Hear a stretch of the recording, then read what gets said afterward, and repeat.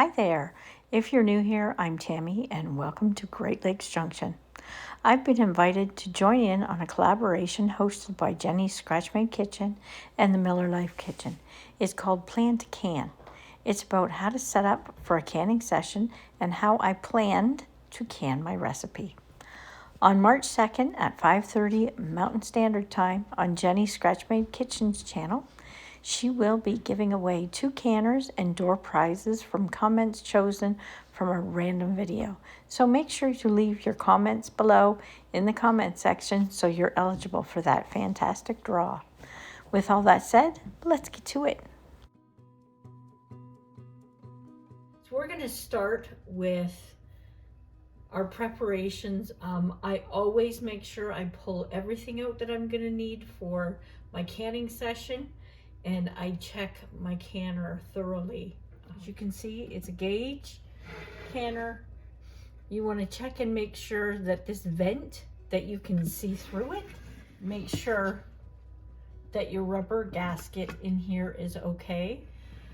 I take mine out every couple of times I can and check it just to make sure there's no cracks or anything that's going to make my canner leak after it gets up some steam in there or anything like that. And you can always keep a spare handy just in case you need it. And that your safety button that is here, that it's free moving. After we check the lid and make sure that it's all good, then I start getting out my canning equipment. So I have my lids. I'm going to use Tatler lids. The rings are supposed to be good for 10 uses. So, and as you can see, every use I use them, I mark them with a little marker. So this is going to be their second time being used. So they've been marked. I get my lids for them as well, put them in a pot with water. Put the rings in because they will need to be hot. I have my jars all cleaned and waiting to be filled up. We're putting in cold food, so they don't need to be hot. I have my lifter here to lift them in and out of the canner. I have a little dish that I'm going to fill up with vinegar to wipe the rims with. That's our weight for our lid. I have tongs here for getting the rings and the lids out of the hot water. You don't want to burn yourself. A towel to wipe your lid or rims with of your jars. And I have my pot, or the bottom of the canner. Now this, I know a lot of people, I'm just going to move you around here. A lot of people ask how much water you put in your canner. This is a Presto, so you have to have 3 quarts. But in the Presto, there's lines that go across all the way down. They're measurements. There's a line at the bottom, and that is where the water sits when you put the 3 quarts in. I've marked it with a magic marker. So I know every time I can exactly how much water I need to put in there. It's just a really good trick to do, and I don't have to keep going back to my manual, especially when you're first starting out. Okay, I forgot a couple of things. I always forget something. You need lids or rings, sorry, and you need a pokey dough. So we're just using chopsticks. It's going to get our funnel and get going with the food portion. So what we're going to be making today, or canning, is chicken stroganoff. Beef is getting so expensive, and this is another way that I plan ahead on my canning. I buy in bulk, so when things come on sale, I tend to buy quite a few pounds of it. So I see mushrooms come on at the same time as chicken came on sale, and I really want to try chicken stroganoff. So this recipe is kind of new for me because we're using chicken. So I'm going to change the recipe up just a tiny bit. We're gonna start with 6 cups of broth. If you can your own broth, by all means, you can use that. I am just using cubes, bouillon cubes today for this. And we may need more than 6 cups, but I'm gonna start with that. We can always add more later. And into that, we're going to add, need 6 tablespoons of Worcestershire sauce. Now I'm going to leave the full recipe in the description below, because I make it confusing.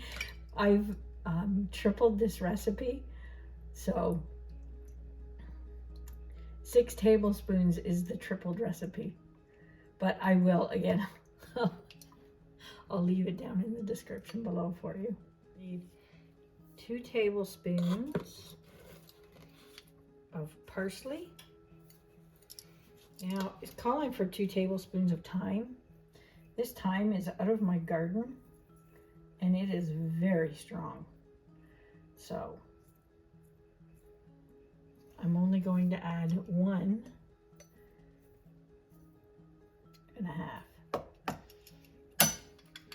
At once, 2 tablespoons of salt.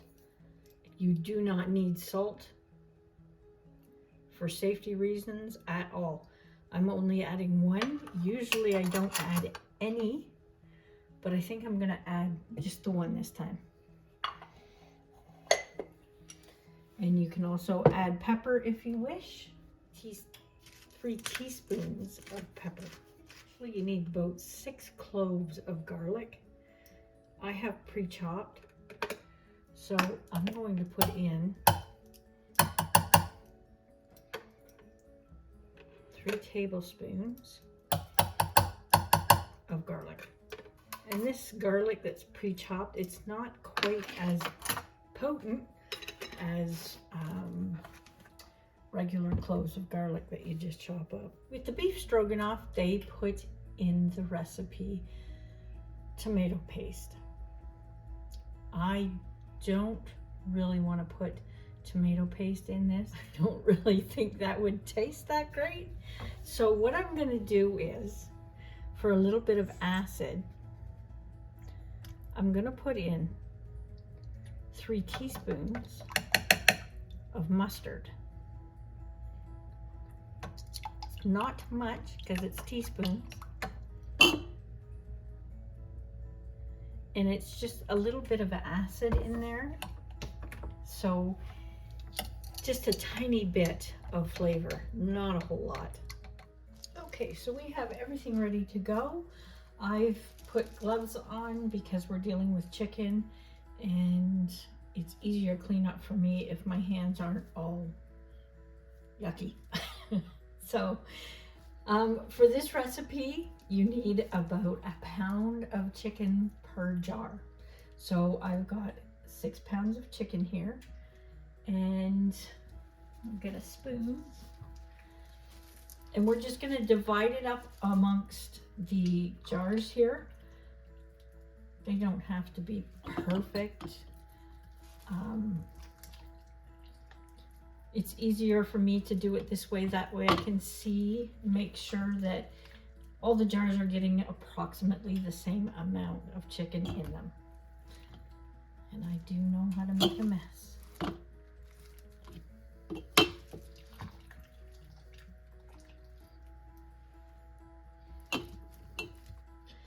You can go ahead and push that down if you want. And I'm using boneless, skinless chicken breasts. You could use boneless thighs as well if you'd like, if you'd prefer that. It's calling for 1/2 cup of onions per jar. And we're just going to divide these evenly amongst the jars. Now I've cut my mushrooms up quite large and thick. because they will cook down a lot in the jars. I'm just going to push that down just a little bit there. I cut them up quite thick because they do cook down quite a bit. So we'll just push these down a little bit. And when you put your broth in, you want the broth to be hot. I didn't bring it to a boil or anything, but it is hot.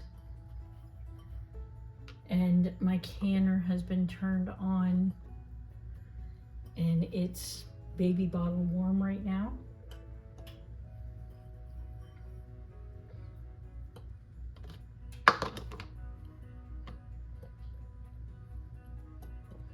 There.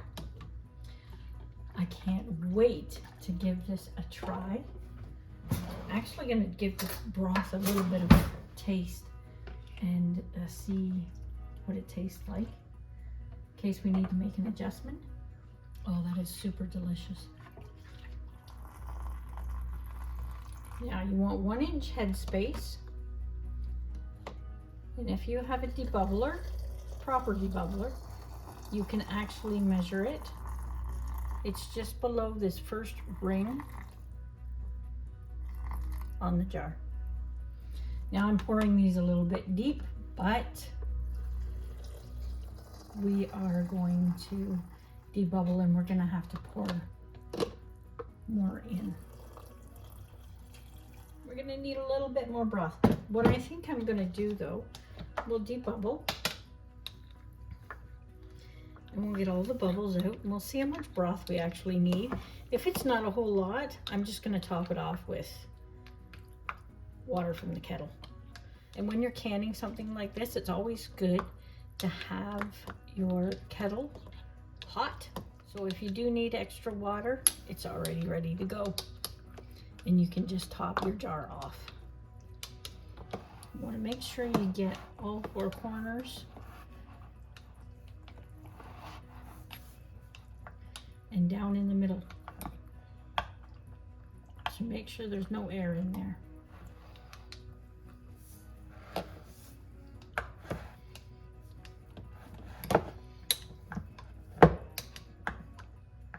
You can see the air coming up, and that's what you really want to get rid of that. Okay, so I'm just going to top these off in the kettle, I think, because we really don't need a whole lot. Just make sure that inch head space is there.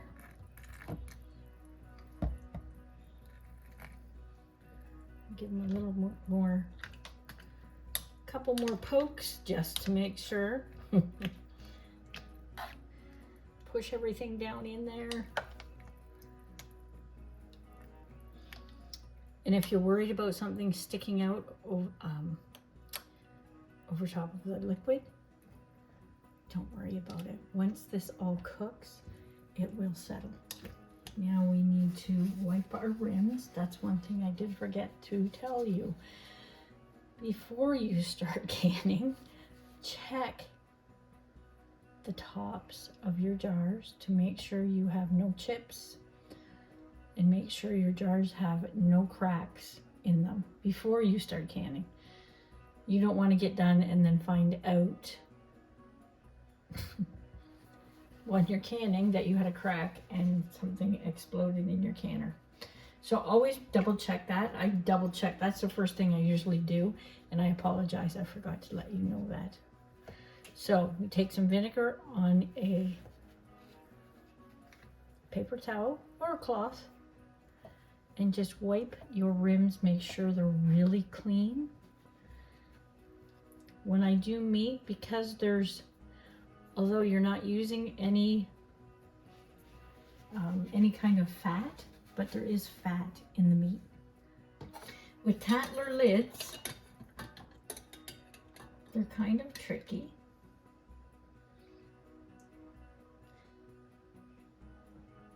We're just going to put them on like that and make sure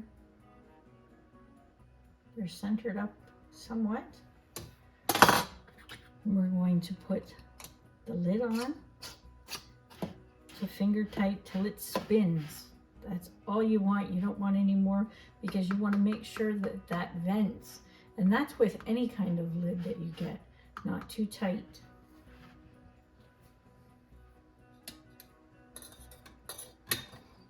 We'll do one more so you can see how it works.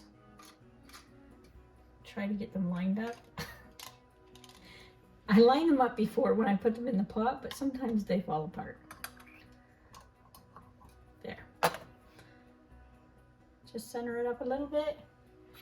Grab a lid.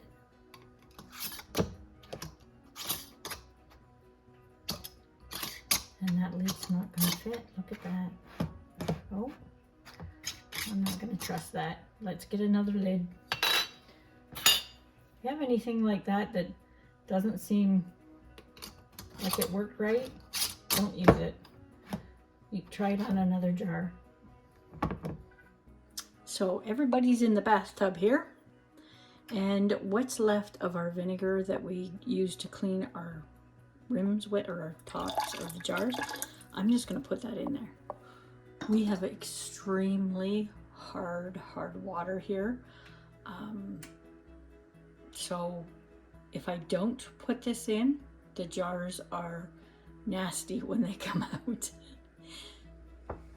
So this is the locking side, and there's the lock. It goes underneath. Don't know if you can see. Yes, it goes underneath here and in here. So once it's locked, it can't come up. There's a little mark here on the lid to match up with the mark here on the handle. You just put that on there, give it a twist, make sure the handles are lined up, and that's it. And we're going to let this heat up, but we have a steady stream of steam. So we're going to set a timer for 10 minutes.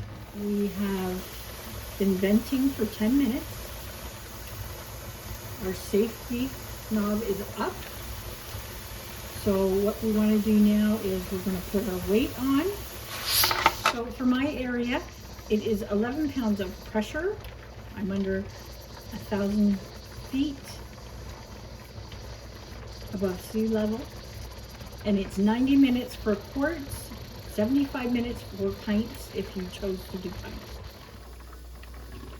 Okay, our timer has gone off, so our 90 minutes are done. So what I'm going to do now is I am going to turn the stove off. We are going to let it sit until it hits the 0 pressure. You don't want any pressure in there.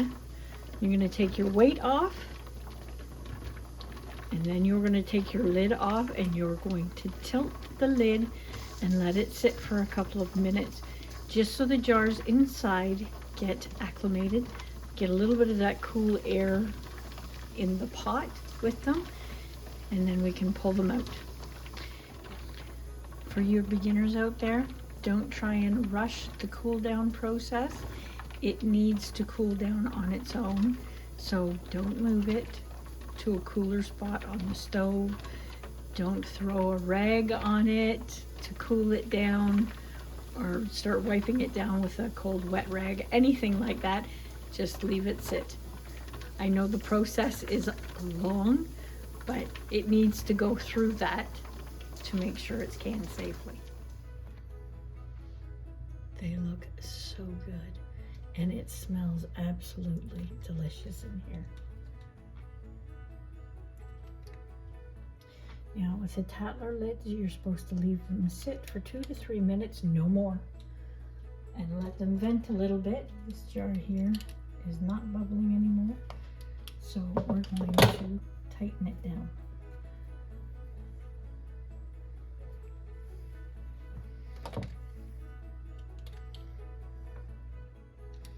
And we're just going to leave them sit for 1 more minute. Okay, so these need to sit overnight and cool off. We had a little bit of siphoning, unfortunately. I hate when they siphon. I can see one jar that has a little bit less liquid, but it should be fine. We're going to cool these off, and then in the morning We give them 18 to 24 hours to cool, and then we're gonna wash the jars, and we're gonna label them, and we're gonna put them away in our pantry. Okay, there's our jar all washed up. When you wash your jars up, make sure you get really good around the rim here.